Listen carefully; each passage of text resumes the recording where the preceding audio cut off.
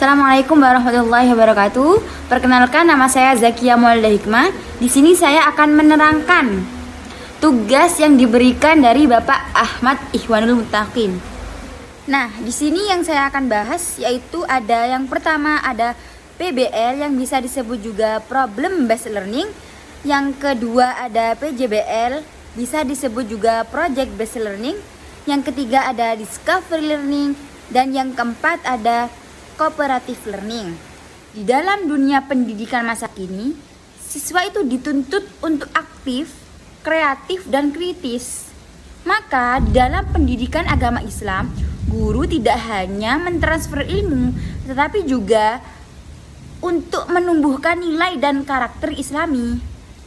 Nah, di sini ada beberapa model pembelajaran yang inovatif dan mendukung dalam hal ini, yaitu yang akan kita bahas nanti, yaitu ada PBL, ada juga PJBL, dan juga ada Discovery Learning. Yang terakhir yaitu ada Cooperative Learning. Apa sih PBL itu menurut Howard Burroughs? Nah, PBL adalah model pembelajaran yang menempatkan masalah nyata sebagai titik awal proses pembelajaran, di mana siswa tidak hanya menerima informasi dari guru saja, tetapi siswa juga belajar dengan cara memecahkan masalah yang relevan dengan kehidupan mereka.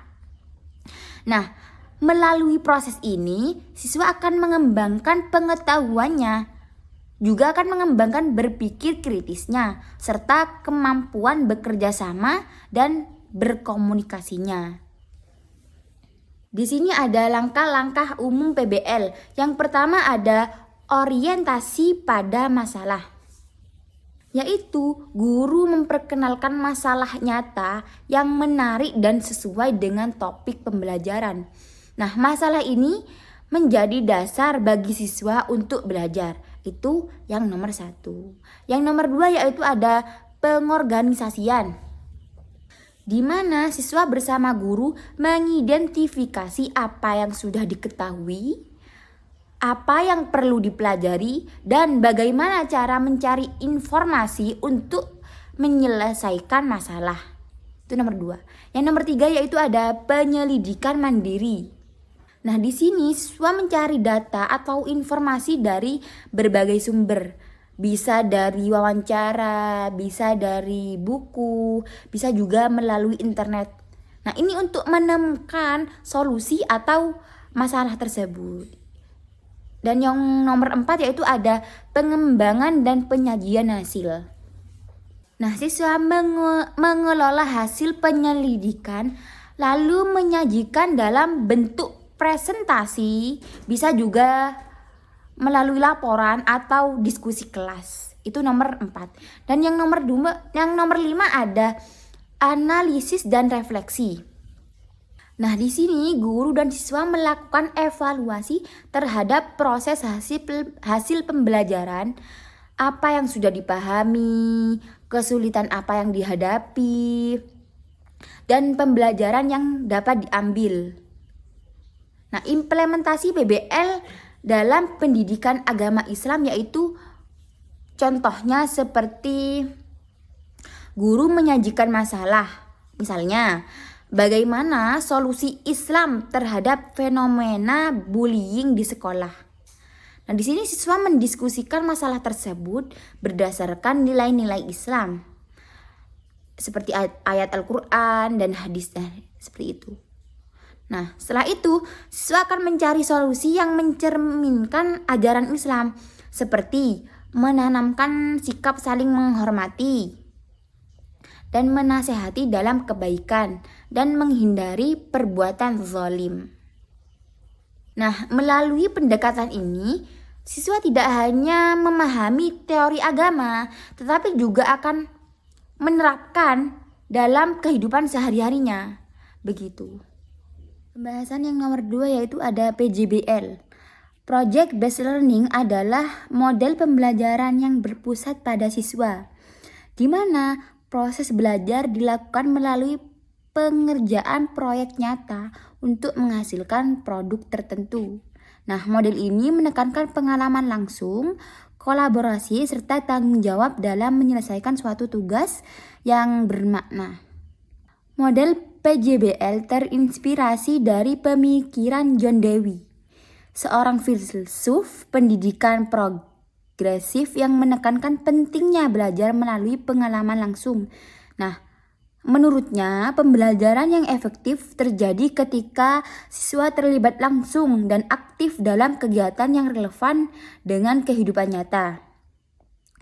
Langkah-langkah PJBL yang pertama yaitu menentukan pertanyaan atau tantangan, di mana guru dan siswa merumuskan pertanyaan utama atau tantangan yang akan diselesaikan melalui proyek. Contohnya, bagaimana cara mengajak teman-teman untuk lebih rajin bersedekah di sekolah? Itu contoh yang nomor 1. Yang kedua yaitu merancang perencanaan proyek, yaitu siswa membuat rencana kegiatan dan menentukan peran, waktu, dan sumber daya yang dibutuhkan. Yang ketiga yaitu melaksanakan proyek, di mana siswa bekerja sama menyelesaikan proyek sesuai rencana sambil menerapkan pengetahuan dan keterampilan yang dipelajari. Yang keempat yaitu memonitor kemajuan. Nah, di sini guru memantau proses pengerjaan proyek, memberi bimbingan, dan memastikan setiap kelompok bekerja sesuai tujuan. Yang kelima yaitu menguji hasil. Nah, proyek yang dihasilkan dinilai berdasarkan kualitas produk, proses kerja, dan kesesuaian dengan tujuan pembelajaran. Yang keenam yaitu mengevaluasi dan refleksi, di mana guru dan siswa bersama-sama menilai pengalaman belajar dan mengidentifikasi kelebihan, kekurangan, serta pelajaran yang bisa diambil dari proyek tersebut. Implementasi PJBL dalam pembelajaran pendidikan agama Islam. PJBL dapat diterapkan dengan mengaitkan proyek pada nilai-nilai dan ajaran Islam. Contohnya, membuat video dakwah singkat bertema kejujuran, bisa juga bertema tanggung jawab atau tolong menolong. Itu contoh yang pertama.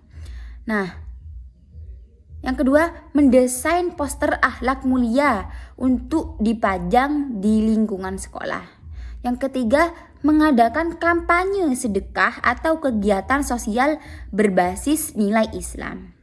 Nah, melalui kegiatan ini, siswa tidak hanya paham tentang teori agama, tetapi juga mengamalkan nilai-nilai Islam seperti kerjasama, tanggung jawab, kreativitas Islam dalam kehidupan nyata sehari-hari. Pembahasan yang nomor 3 yaitu discovery learning. Discovery learning adalah model pembelajaran yang menekankan pada proses menemukan sendiri konsep atau prinsip oleh siswa. Nah, dalam model ini, guru tidak langsung memberikan penjelasan, tapi memberikan kesempatan kepada siswa untuk mengeksplor, mengamati, dan menyimpulkan hasil pembelajaran berdasarkan pengalaman belajar mereka. Nah, model ini membuat siswa lebih aktif, mandiri, dan berpikir kritis. Karena mereka belajar melalui penemuan, bukan sekedar menerima informasi saja. Nah, model ini dikembangkan oleh Jerome Bruner, seorang psikolog dan ahli pendidikan. Ia berpendapat bahwa pengetahuan akan lebih bermakna apabila ditemukan sendiri oleh siswa melalui proses berpikir atau explore. Nah, sekarang langkah-langkah discovery learning. Langkah yang pertama yaitu pemberian rangsangan, di mana guru memberikan rangsangan atau situasi yang menimbulkan rasa ingin tahu siswa. Misalnya dengan cara menayangkan gambar, video, atau pertanyaan pemicu. Langkah yang kedua yaitu identifikasi masalah, di mana siswa diajak merumuskan pertanyaan atau masalah yang perlu dipecahkan berdasarkan rangsangan tersebut. Langkah yang ketiga yaitu pengumpulan data, yaitu siswa mencari informasi yang relevan melalui membaca, mengamati, bisa juga berdiskusi atau mencari sumber lain.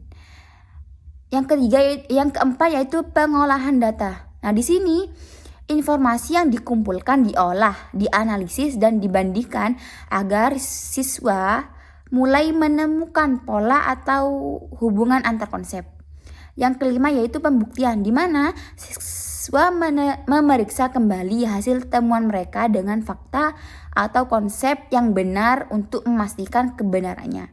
Yang keenam yaitu kesimpulannya. Dari hasil pembuktian, siswa menyimpulkan konsep atau prinsip umum yang dipelajari. Nah, sekarang implementasi discovery learning dalam pendidikan agama Islam. Model ini bisa diterapkan dengan cara yang pertama, guru menampilkan fenomena atau ayat Al-Quran tanpa langsung menjelaskan maknanya. Yang kedua, siswa diminta mencari arti atau tafsir dan makna dari ayat tersebut melalui eksplorasi sumber Islam. Contoh penerapannya yaitu siswa meneliti makna surah Al-Hujurat ayat 13 tentang persaudaraan manusia. Nah, lalu menyimpulkan bahwa Islam mengajarkan agar manusia saling menghormati dan tidak membeda-bedakan berdasarkan suku atau bangsa. Nah, dengan cara ini siswa tidak hanya memahami isi ayat, tetapi juga menemukan sendiri nilai-nilai Islam yang dapat mereka terapkan dalam kehidupan sehari-hari mereka. Pembahasan yang keempat yaitu cooperative learning. Cooperative learning adalah model pembelajaran yang menekankan kerjasama antar siswa dalam kelompok kecil untuk mencapai tujuan bersama. Dalam model ini, siswa belajar saling membantu, berdiskusi dan bertanggung jawab tidak hanya atas hasil belajarnya sendiri, tetapi juga atas keberhasilan kelompoknya. Nah, model ini menumbuhkan sikap sosial, kerjasama, saling menghargai pendapat, dan tanggung jawab dalam belajar. Model cooperative learning dikembangkan oleh Robert Slavin dan David Johnson yang menekankan bahwa keberhasilan belajar akan lebih baik bila siswa bekerja sama daripada bersaing. Ciri-ciri utama cooperative learning. Yang pertama yaitu ada ketergantungan positif. Nah, setiap anggota kelompok saling membutuhkan dan bekerja sama untuk mencapai tujuan. Nah, keberhasilan satu anggota akan membantu keberhasilan kelompoknya. Ciri yang kedua yaitu tanggung jawab individu dan kelompok. Nah, di sini masing-masing anggota bertanggung jawab terhadap bagian tugasnya dan juga terhadap hasil kelompok secara keseluruhan.